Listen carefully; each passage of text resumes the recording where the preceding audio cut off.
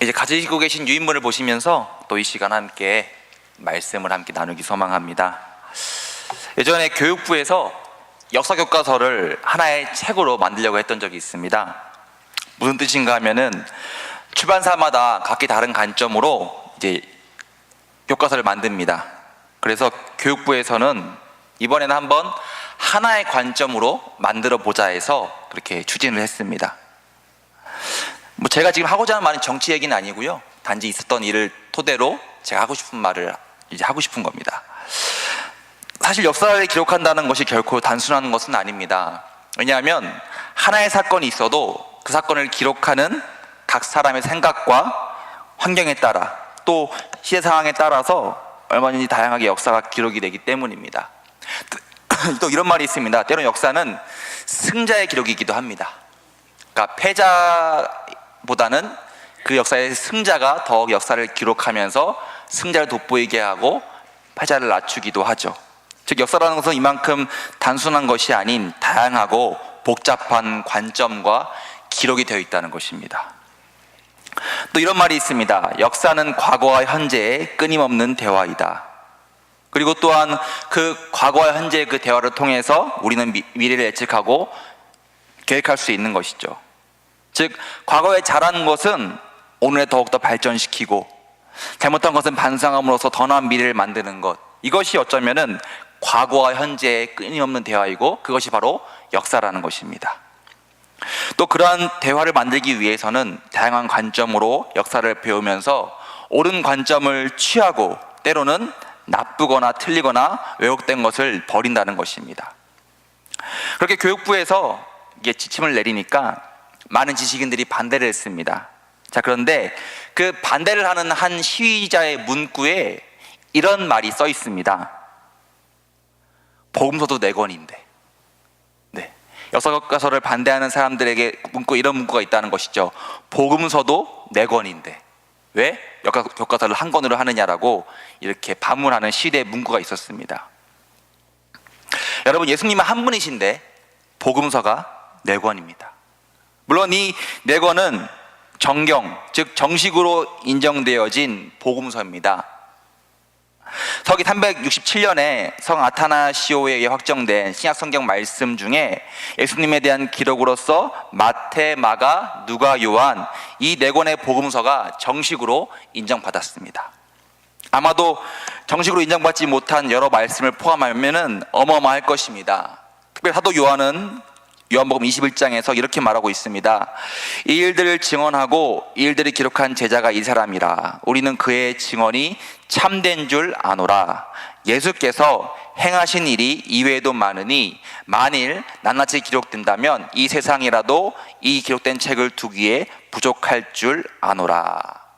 즉 이 말은 예수님이 행하신 일들을 전부 기록한다면은 이 세상에 그것을 기록한 책이 넘치다 못해 둘 곳도 없다는 그런 말인 것이죠. 자, 그런데 왜 초대교회에서는 그 많은 말씀 중에서 단 4권, 왜 4권일까요? 우리보다는 예수님 시대에 더 가깝고 또 복음서가 기록된 원본, 원자료가 더 많은 시기에 정해진 복음서가 4권입니다. 어째서 그 많은 말씀 중에서 왜 단지 4권만을 말씀으로 복음서로 정해졌을까요? 이 강의를 준비하면서 여러 자료를 보았고 여러 교수님들의 강의를 알아본 결과는 이렇습니다. 하나님의 섭리와 하나님의 은혜입니다. 근데 이 말을 좀 더 자세히 풀어보겠습니다. 4권의 복음서는 영감된 복음서입니다. 그리고 그 외에 다수의 복음서는 영감되지 않은 복음서로 분류가 됩니다. 즉 마태, 마가, 누가, 요한복음은 이것이 성령을 통해서 인간 저자가 영감을 받아서 기록한 것으로 인정받았습니다. 그러나 그 외 다른 책들은 내용적으로나 신학적으로나 역사적으로 받아들일 수 없다고 판명됐다는 것이죠. 그것이 이 원래 있는 복음서와 다른 복음서의 차이입니다. 영감된 복음서와 영감되지 않은 복음서로서 분류가 된 것이죠. 자, 그럼 또 하나 질문이 있습니다. 왜 그러면은 그 복음서 중에서 마태, 마가, 누가, 요한 4권을 채택했을까요? 또한 예수님의 그 어린 시절이나 청소년 시절 청년 때는 얘기하지 아니하고 왜 태어날 때와 어린 시절에 잠깐 그리고 30살의 공생애부터 기록이 되었을까요? 이 복음서를 쓴 사람들은 제자 마태와 요한의 직접적인 목적이 있습니다. 또한 혹은 마가 누가와처럼 간접적인 목적이 있다는 것이죠. 그 특징이 있습니다. 또한 이 네 사람은 예수님이 일하신 것들을 각자의 특정한 목적과 관점을 가지고 기록한 것입니다. 즉 복음서는 사실을 기초로 해서 이 복음서를 읽는 사람들의 상황에 맞게 다시 말한다는 것입니다. 리텔링 한다는 것이죠. 그러한 배경에서 복음서를 이해하는 가장 큰 중심이 하나 있습니다. 그것은 이 복음서가 예수님의 구속사역, 즉 구속 역사가 가장 크고 핵심인 주제라는 것입니다. 그러기에 그 구속 사역의 핵심이 아닌, 즉 준비 사역이 되는 예수님의 청소년 시절과 청년 시절 같은 어린 시절은 기록의 목적이 아닙니다. 즉 복음서는 어떤 위인전이나 신화가 아닙니다. 이 복음서를 읽는 사람들의 삶에 맞추어져서 이 말씀을 읽는 사람들이 더욱더 이러한 주님을 알기를 원하는 사람들의 마음으로서 쓰여진 것이 복음서라는 것이죠. 또한 이 복음서를 기록한 목적은 크게 네 가지로 있습니다. 첫째는 후대들에게 예수님에 관한 지식을 전수하고 신앙을 물려주기 위해서 그 행적을 문서로 기록한 것입니다. 둘째는 이 문서를 통해서 그 복음의 메시지가 더욱더 분명하고 정확하게 전할 수 있는 것이죠. 셋째는 당시에는 소수의 사람이 말씀을 증거해야 되는데 그 소수의 사람들이 많은 교회에 가서 복음을 증거해야 했습니다. 그러다 보니까 이 문서를 통해서 더욱더 효과적인 목회와 전도가 가능했다는 것이죠. 사람은 적으나 말씀을 전하는 교회와 사람들은 많은데 이 문서를 통해서 보다 효과적으로 목회를 할 수 있고 전도할 수 있다는 것입니다. 또 넷째로는 이 목격한 사람들의 고백을 보다 멀리 또 지속적으로 퍼뜨리기 위해서 문서가 필요했습니다. 즉 그래서 이런 네 권의 복음서를 보고 초대교회 지도자인 어거스틴과 또 중세 종교개혁가 칼빈은 이렇게 말합니다. 우리는 이 네 권의 복음서를 통해서 다양하고 조화롭고 정확하게 그리스도를 볼 수 있습니다라고 어거스틴과 칼빈은 말하고 있습니다. 또 칼빈은 덧붙여 이렇게 말합니다. 이 네 권의 복음서는 네 마리의 말이 이끌고 가는 마차와 같다는 것이죠. 그 종이 밑에 이런 말이 있지 않습니까? 사두마차. 이 복음서 네 권이 즉 네 마리의 말이 끌고 가는 마차와 같다는 것입니다. 영화 배너를 보시면은 배너가 말 네 마리를 끌고 전차를 몰고 가죠. 근데 이 네 마리의 말들은 다른 말입니다. 말은 다른 말입니다. 각자 속도의 차이가 있고요. 성격이 다릅니다. 그러나 이 네 마리의 말은 그 말을 이끄는 기수의 뜻에 따라서 기수가 지시하는 곳으로 달려갑니다. 이 네 마리의 말은요, 다른 말이지만 하나가 되어서 기수가 말하는 그곳으로 정확히 갑니다. 즉 주님이 말씀하시는 그 네 개의 복음서가 우리를 천국으로서 완벽하게 인도한다는 것이죠. 유대인 혹은 이방인, 어부 혹은 의사 등 다양한 상황 속에서 주님을 만나고 경험한 그 네 명의 그리스도인을 통해서 우리는 더욱더 풍성한 깨달음을 얻을 수 있다는 것이 이 네 권의 복음서가 주는 유익이라는 것을 기억하시기 바라겠습니다. 그러한 관점에서 이 마태, 마가, 누가, 요한복음에 기록이 되어지고 지금 우리에게 역사하시는 그 또 장차 최후 심판으로 임하시는 그 예수 그리스도를 바라보기 소망합니다. 다만 이 시간은 우리가 좀 쉽게 접근할 수 있는 시간 순으로 알아보려고 합니다. 그래서 예수님의 3년 사역을 1년씩 나눠서 쪼갰을 때 지난 시간이 서론이었다면 이번 시간은 이 2주 동안은 본론이 되는 그 2년차를 함께 저와 함께 살펴볼 것입니다. 예수님의 공생의 2년은 어떻습니까? 갈릴리 민중을 위한 순회 사역이었습니다. 특별히 뒷면 지도를 보시면은 특별히 이 주님께서 가버나움과 갈릴리 지역을 순회하시면서 여러 사건을 통해서 자신의 신성을 나타내었습니다. 특별히 공간복음, 즉 비슷한 관점으로 말씀을 비슷한 관점으로서 예수님을 바라보는 이 마태, 마가, 누가복음은 특별히 갈릴리에 행하신 주님의 사역에 더 많은 주의를 기울이고 있습니다. 이 갈릴리는 이스라엘로 보았을 때 북쪽에 위치합니다. 그래서 유대인을 비롯해서 여러 이방인이 섞여 있는 그런 지역이 갈릴리 지역입니다. 또 이 갈릴리 호수 연안에 여러 도시가 있는데 그 중에서 이 가버나움이라는 지역이 중심지였습니다. 그래서 주님께서는 이곳 가버나움을 중심으로 해서 이곳 가버나움이 예수님의 갈릴리 사역에 있어 본부가 되었고, 또 제자 대부분도 동일하게 갈릴리 출신이었습니다. 자, 이제 2년차 사역을 시작하려고 합니다. 역시 시작이 어디입니까? 예루살렘의 유월절이 2년차의 시작입니다. 그리고 그 첫 시작이 무엇입니까? 성전보다 북쪽에 위치한 한 연못에서 38년 된 병자를 고치신 사건이 시작됩니다. 이 일이 그리고 요한복음 5장에 기록이 되어 있죠. 근데 중요한 사건이 무엇이냐? 예수님이 그 병자를 안식일에 치유하신 것입니다. 그러자 많은 유대인들이 예수님을 핍박합니다. 내가 무슨 권리로 거룩한 안식일을 어기느냐는 것이죠. 어찌하여 율법을 범하여서 혼란을 야기하느냐라고 이게 묻습니다. 그래서 주님께서는 그들의 질문에 대해 이렇게 답하십니다.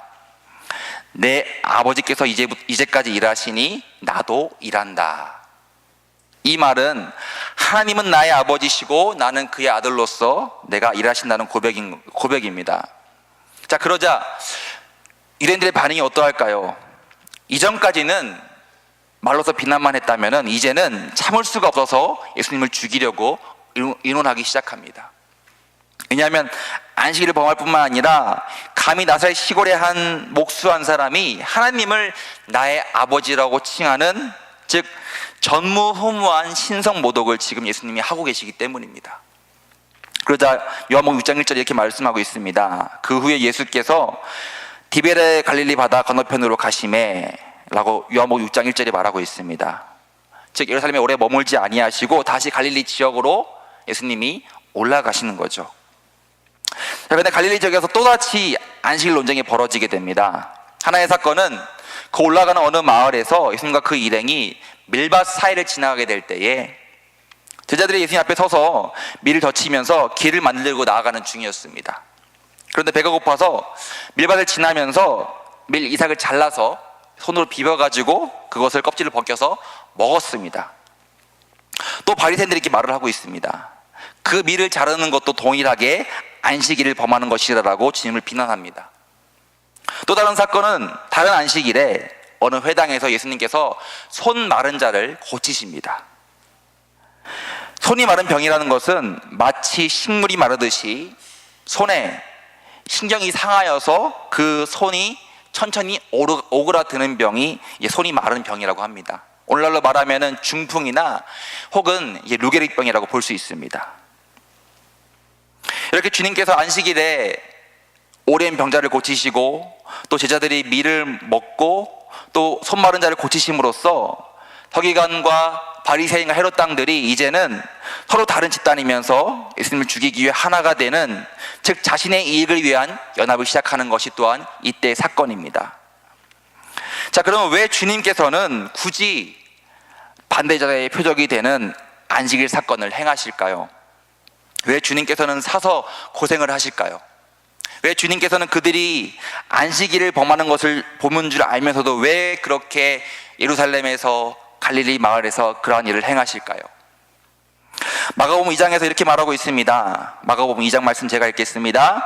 안식일이 사람을 위하여 있는 것이요 사람이 안식일을 위하여 있는 것이 아니니. 다시 읽겠습니다. 안식일이 사람을 위하여 있는 것이요 사람이 안식일을 위하여 있는 것이 아니니. 여러분, 안식일이 무엇입니까? 안식일의 시작은 하나님이 천지를 창조하시고 나서 모든 것을 완성하신 일곱째 날에 만드신 것입니다. 창세기 2장 말씀에 이런 말씀이 있습니다. 2장 1, 2, 3절 말씀을 제가 읽겠습니다. 천지와 만물이 다 이루어지니라. 하나님이 그가 하시는 날을 일곱째 날에 마치시니 그가 하시던 모든 일을 그치고 일곱째 날에 안식하시니라. 하나님이 그 일곱째 날을 복되게 하사 거룩하게 하셨으니 이는 하나님이 그 창조하시며 만드시던 모든 일을 마치고 그날에 안식하셨음이니라. 즉 안식일은 무엇입니까? 복되고 거룩한 날입니다. 하나님이 그 일곱째 날을 복되게 하사 거룩하게 하셨으니. 앞서 6일은 그 세상 속에 살면서 주님께서 앞서 6일간은 하나님이 만드신 세상에 살아가는 것이고, 7째 날에는 휴식을 취하면서 하나님께서 감사하는 회복과 치유의 시간이기도 합니다. 안식일이요. 자, 그런데 그런 복되고 거룩한 날에 지금 예수님 앞에 오랜 병자가 한 명 서 있습니다. 또 배고픈 제자들이 있습니다. 또 한 사람은 손에 신경과 근육이 상하여서 망가져 고통당하는 사람들이 있습니다. 그 안식일에 자신의 앞에 사람들이 있습니다. 자, 그러면 복되고 거룩하여 회복과 치유가 이루어지는 그 안식일에, 그 안식일을 만드신 성자 하나님께서 무엇을 해야 정답일까요? 그 주님 앞에 지금 오랜 병자와 배고픈 자와 그 손에 다친 사람이 있는데, 그 사람을 향해서 그 안식일의 주이신 주님께서 무엇을 해야 그 안식일의 정답이겠습니까? 그 영혼들을 당장에 치유해서 그들도 복되고 거룩한 안식일을 체험할 수 있도록, 누릴 수 있도록 하는 것이 안식일의 주인으로서 마땅히 해야 될 일이라는 것입니다. 또한 거룩하다라는 이 말에 다른 뜻이 있습니다. 정화하다, 깨끗이 하다라는 것입니다. 즉 육체와 그 마음의 고통과 슬픔을 깨끗하게 정화하는 것, 이것이 안식일의 주인이 행하신 역사라는 것이죠. 앞서서 아버지께서 일하시니 나도 일한다, 인자는 안식일의 주인이다, 또 안식일이 사랑을 위하여 있는 것이다 라는 이 주님의 말씀도 이제 이해할 수 있는 것입니다. 이제 우리에게도 온전한 안식일인 주일이 주어졌습니다. 무엇보다 그날은요, 복되고 거룩한 날로서 살아야 합니다.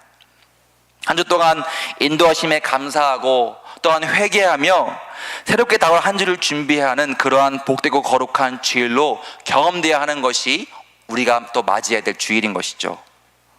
또 주님께서 그 안식일에 참된 치유와 회복으로서 영혼을 살리신 것처럼 우리의 행함도 안식일의 주인이신 그 주님을 닮길 소망합니다. 고통과 슬픔 속에 있는 다른 누군가가 복되고 깨끗하여지는 그 주일의 기쁨을 누릴 수 있도록 우리 역시도 기도하며 중보하여지는 참된 그 안식일에 주인을 따라가는 삶의 신앙 되기를 간절히 소망하겠습니다. 나뿐만 아니라 내 옆에 있는 모든 이의 영과 육에도 복되고 거룩하여지는 그러한 주일이 되기를 소망하는 그런 마음이 우리의 삶 가운데도 있기를 간절히 소망합니다. 이제 주님께서는 그 일 후에 자신을 죽이고자 의논하시는 그 가버나움을 떠나십니다. 그러자 많은 사람들이 그 주님을 따라오게 됩니다. 주님이 떠나자 많은 사람이 따라가게 되는데, 어떤 사람이 따라갑니까? 남쪽 유대와 예루살렘, 또 이두메와 강 건너편, 또 갈릴리보다 더 위에 있는 도로와 시돈에서 온 많은 거대한 무리들이 주님을 따르게 된다는 것이죠. 그렇게 주님께서는 따르는 사람들에게 천국을 증거하시면서 그들의 영과 육을 치유하십니다. 그런데 사람들에게 두 가지의 어떤 경계를 합니다. 자기의 사역을 말하지 말고 자기의 일들을 널리 알리지 말라는 것이죠. 사람들로 하여금 자신이 치유한 그 모든 것들을 널리 알리지 말라고 경계하게 하십니다. 여기에 두 가지 이유가 있습니다. 하나는 사람들이 복음보다 어떤 기적을 쫓는 것을 원치 않으셨다는 것입니다. 사람들이 믿음의 본질을 놓치고 현상의 신기로만 바라보는 것을 원치 않았던 것이죠. 또한 주님께서는 자기를 선전하는 것이 아니라 온유하고 겸손한 마음으로서 일하기를 원하셨다는 것입니다. 주님께서 세상 사람들 보기에 세상 사람들이 즐거워하는 일만 하는 그러한 자로 쓰임받는 것이 아니라 내가 주님의 아들이자 동시에 구속주로서 구원주로서 사역하기 원하셨기 때문에 사람들로 하여금 자기의 일들을 이때는 말하지 않길 원하셨던 것입니다. 이제 그런 후에 또 주님께서는 12 제자를 임명하십니다. 여러분, 제자가 무엇입니까? 보시는 것처럼 제자가 있고요, 무리가 있습니다. 제자는 무리와 다릅니다. 제자는 무리와 다릅니다. 무리는 현상을 봅니다. 또한 그 현상을 경험케 하는 감정에 의존하고 이 땅의 것에 집중하는 것이 무리의 삶입니다. 제자는 정반대입니다. 제자는요, 본질을 봅니다. 또 제자는 그 본질을 깨닫게 하는 믿음으로 바라봅니다. 또한 제자는 더 나아가서 이 땅이 아니라 하늘의 것을 사모하는 사람들이 바로 제자입니다. 즉 이러한 제자여만이 사도가 되어서 주님의 그 복음을 온 땅에 전파할 수 있다는 것이죠. 바라기는 이 자리에 있는 우리 모두도 무리가 아닌 제자의 신앙이 되기를 간절히 소망합니다. 내가 현상에 열광하고 감정으로 바라보며 이 땅의 유익을 바라보는 그러한 무리가 아닌 내가 구원의 본질에 집중하고 믿음으로 깨달으면서 장차 하늘나라를 기업으로 얻는 그러한 참된 제자의 모습이, 그러한 신앙이 나의 삶 가운데 지금 있어야 한다는 것입니다. 또 그 제자의 기본이 오늘날 무엇입니까? 오늘날 예배를 통해서 내가 제자로서 세워지는 그 기본이 된다는 것이죠. 또한 그 예배를 중심과 기초로 하여서 봉사로 이루어지고, 그러한 예배와 봉사와 그 열매를 통해서 내가 교회에서 이 땅에서 쓰임받는다는 것입니다. 오늘날 교회는 많은 직분들이 있습니다. 목회자가 있고 장로님, 장로집사님, 권사님 같은 많은 직분이 있습니다. 중요한 것은 무엇입니까? 내가 제자의 신앙으로서, 기본으로서 예배와 봉사 가운데 거할 때에 그 열매로서 내가 또한 직분 가운데 거한다는 것이죠. 즉 직분을 위한 예배와 봉사가 아니라 내가 참된 그 제자의 믿음으로서 예배와 봉사의 열매로서 직분으로 쓰임받는다는 것임을 우리는 꼭 기억해야 할 것입니다. 그렇게 주님께서 택한 제자를 향해서 이제 뭐라 말씀하십니까? 그 유명한 산상수훈을 주시게 됩니다. 이것이 기록된 말씀이 마태복음 5장과 누가복음 6장 이하로 말씀이 증거되고 있습니다. 특별히 산상수훈은 제자의 규범입니다.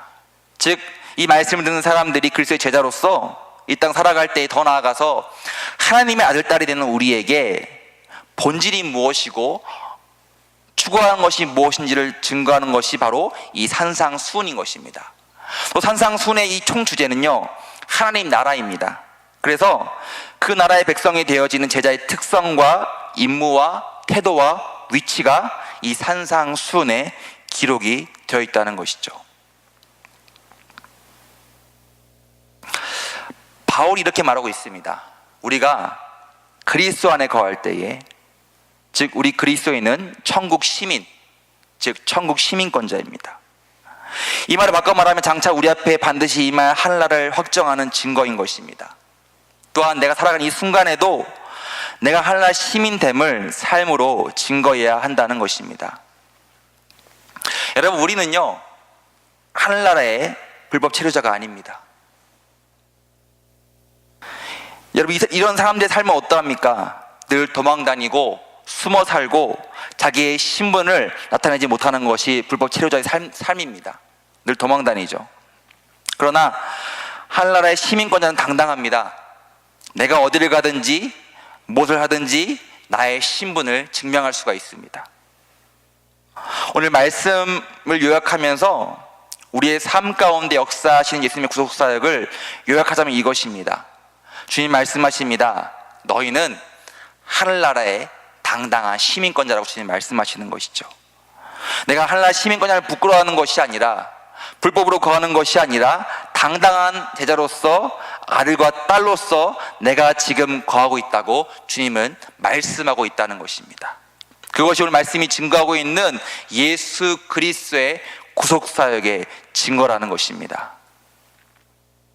함께 말씀을 함께 읽어보겠습니다. 말씀 2장 9절 말씀 읽어보겠습니다. 시작. 그러나 너희는 택하신 족속이요 왕같은 제사장들이요 거룩한 나라요 그의 소유가 된 백성이니 이는 너희를 어두운 데서 불러내어 그의 귀한 빛에 들어가게 하신 이의 아름다운 덕을 선포하게 하려 하심이라. 아멘. 여러분, 오늘 이 시간 내가 딱 한 가지만 가지고 가야 한다면 명심하시기 바랍니다. 우리는 천국의 당당한 시민권자입니다. 천국의 시민입니다. 이 말씀이 나의 삶 가운데 충만하기를 소망합니다. 나를 무리가 아니라 제자로 부르신, 아들과 딸로 부르신 그 주님의 부르심 앞에서 더욱더 우리가 쓰임받기 소망합니다. 또 그 말씀이 기록된 이 네 가지 복음서가 절대로 혼란스러운 것이 아니라, 오류가 있는 것이 아니라, 앞선 사람들이 말씀하는 것처럼 더욱더 이 네 가지의 복음서가 우리에게 더욱더 주님의 사역하심을 정확하고 확실하고 다양하게 증거함을 깨닫기 소망합니다. 우리 말씀이 삶까지 충만하기를 간절히 소망하겠습니다. 함께 시간 기도하겠습니다. 먼저는 이 시간 기도할 것은, 하나님, 우리의 믿음의 본체 중심을 따라가게 하소서 기도하기 소망합니다. 내가 살면서 무리의 행동이 아니라 현상을 보고 감정으로 치우치고 이 땅 것을 바라보는 그런 무리가 아니라 본질을 보고 믿음으로 깨달으면서 하늘날 소망한 자가 되게 해달라고 다 같이 마음 모아서 주여 외치고 함께 다 같이 마음 모아 기도하겠습니다. 주여.